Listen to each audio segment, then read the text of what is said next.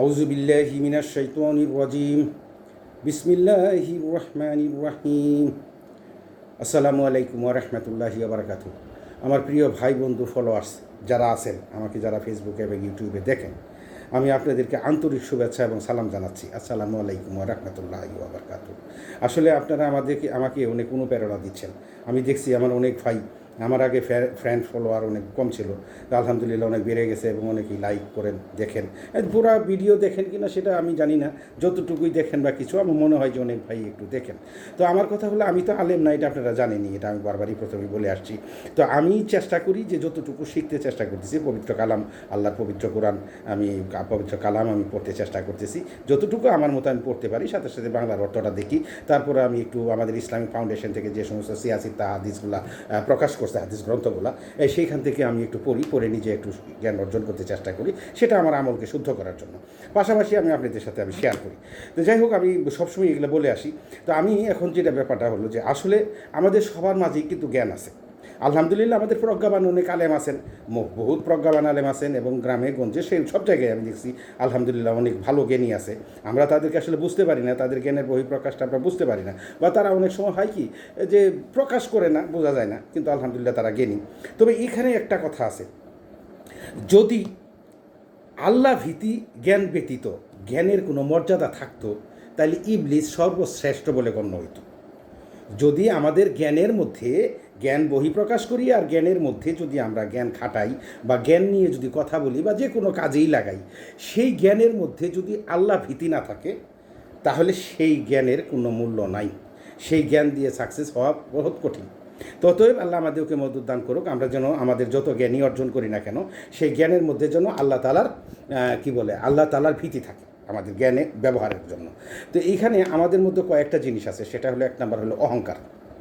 আমরা যে কোনো ব্যাপারে যে কোনো কারণে অহংকার করে থাকি, জেদ করে থাকি, আবার অনেক ব্যাপারে গাফিলতি করি, আবার দেখা যাচ্ছে যে অনেক কিছুকে আমরা তুচ্ছ তাচ্ছিল্য করি।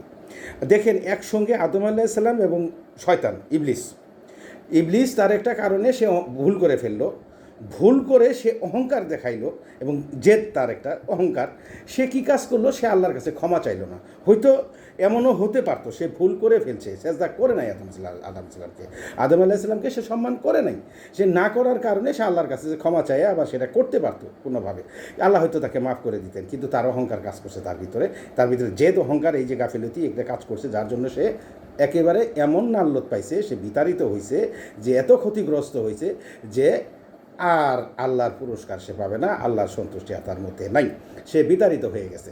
কারণ হইল যে ক্ষতিগ্রস্তের মধ্যে পড়ে গেছে, এবং আল্লাহ বলেই দিছে যে তোমার আর কোনো নেই। তো বলে এখন কেন আল্লাহ তাআলা একে এই সুযোগগুলো কেন দিছে? শয়তানকে তো ধ্বংস করে দিতে পারতেন। তো এটা আল্লাহর ইচ্ছা। আরেকটা ব্যাপার আছে যে সে তো আল্লাহর ইবাদত করছে, তার জ্ঞান সে খাটাইছিল, একসময় জ্ঞানটাকে খাটাইছিল, জ্ঞানটাকে কাজে লাগাইছিল, এবং সে আল্লাহর সন্তুষ্টি অর্জন করছিল। অর্জন করার কারণেই সে ফেরেশতাদের নেতা হয়ে গেছিল বেশ ইয়াতে আকাশে। তো অতএব সে মর্যাদা পাইছিল, কিন্তু পরবর্তীতে অহংকার তাকে এত অধপতনে ফেলেছে যে আর ওঠার কোনো কায়দা নেই। তো আমরা, আল্লাহ তাআলা আমাদেরকে তৌফিক দান করুক, আমরা অহংকার, জেদ, এই যে গাফিলতি, তুচ্ছ তাচ্ছিল্য, এগুলো আমরা ভুলে যাই। আমরা অনেক ভাইকে দেখা যাচ্ছে যে সমাজে অনেক ভাইকে আমরা তুচ্ছ তাচ্ছিল্য করে কথা বলি, কিন্তু আমরা অনেক সময় বুঝতে পারি না যে সেই ভাইটা আমার কাজে লাগতে পারে।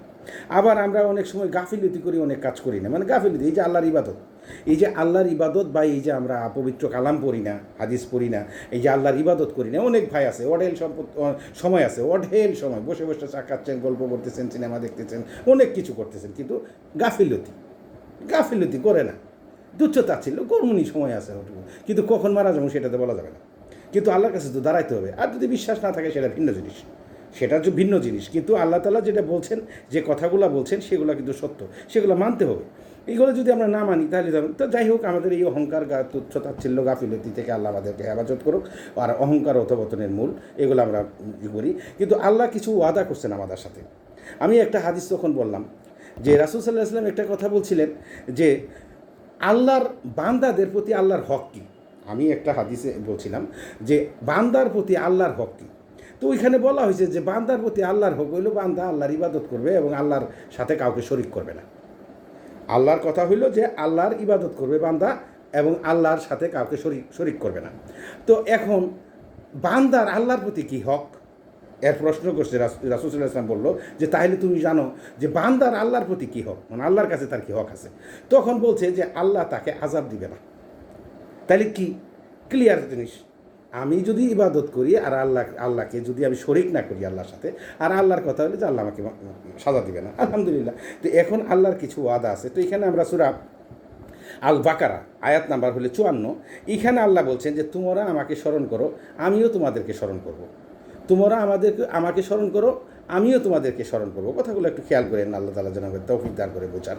তারপরে হলো সূরা আনফাল আয়াত নাম্বার হলো 33, এইখানে আল্লাহ বলছেন যে যারা ক্ষমা প্রার্থনা করে আল্লাহ তখন তাদেরকে শাস্তি দেবেন না। যারা আল্লাহর কাছে ক্ষমা প্রার্থনা করে অবশ্যই আল্লাহ তাদেরকে শাস্তি দিবেন না। সূরা বনী ইসরাঈল আয়াত নাম্বার হলো 7, এখানে আল্লাহ বলছে যদি তোমরা শুকরিয়া আদায় করো অবশ্যই আমি তোমাদের রিজিক বাড়িয়ে দেব, অবশ্যই আমি তোমাদের রিজিক বাড়িয়ে দেব যদি তোমরা শুকরিয়া আদায় করো। এখানে আরেকটা আয়াত আসছে যে সূরা আল মুমিন আয়াত নাম্বার 60, এখানে আল্লাহ বলছেন যে তোমাদের পালনকর্তা বলেন তোমরা আমাকে ডাকো, আমি সাড়া দেব। যারা আমার ইবাদতে অহংকার করে তারা সত্তরেই জাহান্নামে দাখিল হবে লাঞ্ছিত হয়ে। আমি কথাটা তো বুঝতে পারছেন, বাংলা স্পষ্ট বাংলা, এখানে আমার বুঝে দেওয়ার কিছু নাই।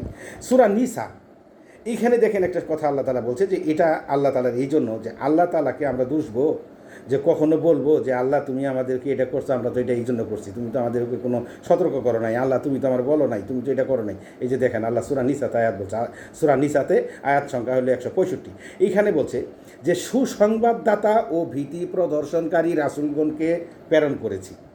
সুসংবাদদাতা এবং ভীতি প্রদর্শনকারী রাসূলগণকে প্রেরণ করেছি যাতে রসুলগণের পরে আল্লাহর প্রতি অপবাদ আরোপ করা না হয়, যে আমরা বলবো যে আমরা তো সতর্ককারী যাই নাই, আমরা জানি না কীভাবে, আমরা তো বুঝতাম না। আল্লাহ স্পষ্ট বলে দিয়েছেন সুসংবাদদাতা ভীতি প্রদর্শনকারী রসুলগণকে প্রেরণ করেছি যাতে রাসূলগণের পরে আমার প্রতি অপবাদ আরোপ করার মতো কোনো অবকাশ মানুষের না থাকে।